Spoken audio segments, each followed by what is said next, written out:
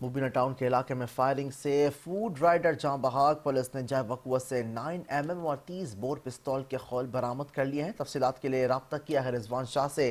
رضوان بتائے گا تفصیلات۔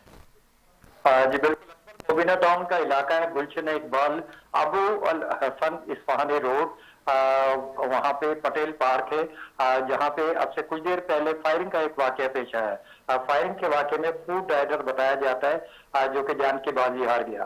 اس حوالے سے جو مبینہ ٹاؤن پولیس ہے ان سے ہماری بات ہوئی ہے۔ پولیس کا یہ کہنا ہے کہ جیسے یہ واقعہ رونما ہو تو وہاں پہ پولیس بھی پہنچی ہے اور کرائم کی یونٹ کو بھی طلب کر لیا ہے۔ جائے وقوع سے وہاں سے شواہد اکٹھے کیے، اس دوران جو ہے 9mm پسٹل اور 30 بور کے مختلف جو خول ملے ہیں۔